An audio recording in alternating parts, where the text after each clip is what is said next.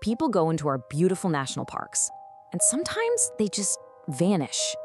We tell ourselves it's an accident, that they got lost, but what if the official story doesn't really add up? So let's dig into what might really be going on behind some of these disappearances.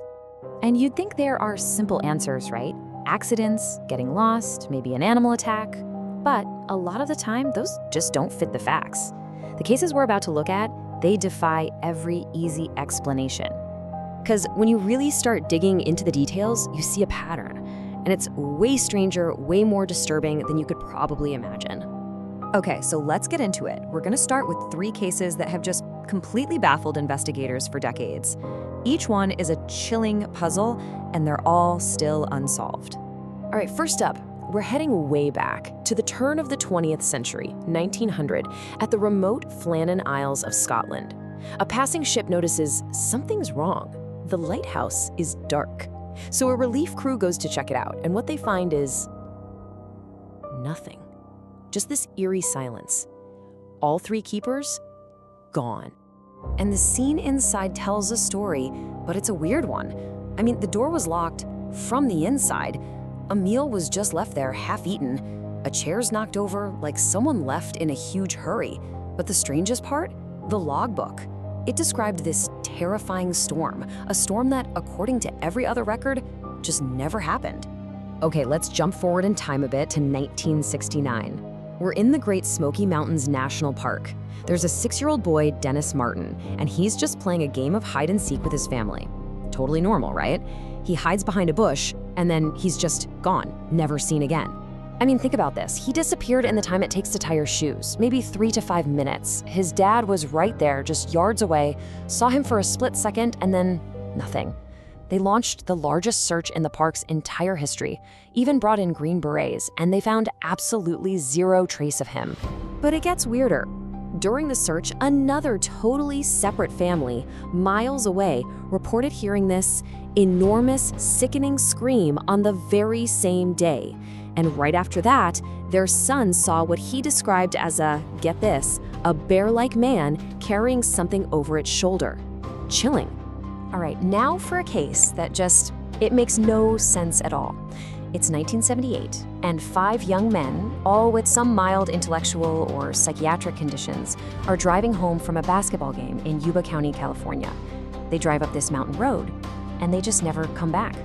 And when you look at what happened, their choices were just completely irrational.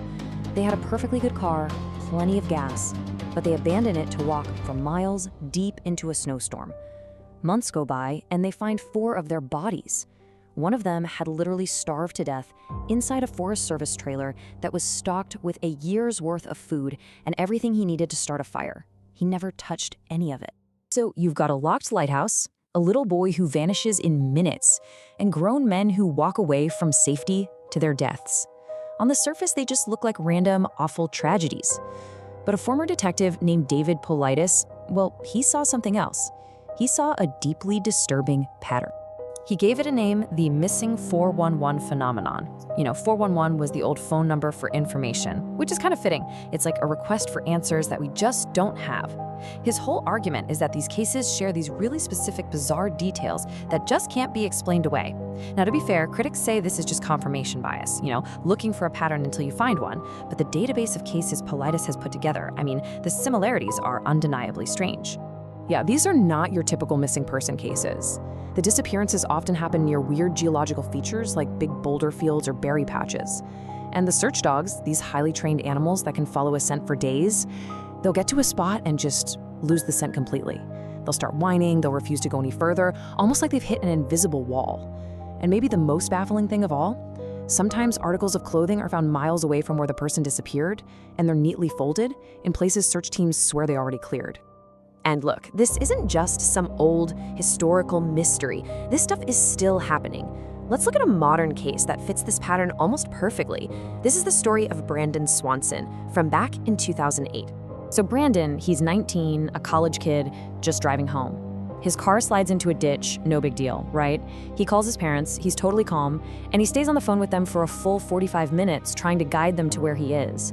He's walking toward what he thinks are the lights of a nearby town. So for almost an hour, It's a completely normal phone call with his dad. And then right in the middle of a sentence, he just yells. And just like that, the line went dead. His parents, of course, they called back over and over again, but Brandon never picked up. He was never, ever heard from again. So when the search teams finally got there, they found his car, but it wasn't even close to where he said it was. And the search dogs? This is the kicker. They picked up Brandon's scent, followed it for miles, and it led them right to the edge of a river, where the trail just stopped. Cold. Sound familiar? So, what are we supposed to make of all this? We've got this whole collection of cases, spanning more than a century, and they're all linked by these inexplicable details, these totally illogical actions, and just an overwhelming feeling that something is very, very strange. So is it all just a series of deeply tragic, unconnected coincidences? Or, like the Missing 411 research suggests, is there something more going on here? Some unseen pattern that's weaving through the shadows of our wildest places? I mean, that's the question we're left with, isn't it?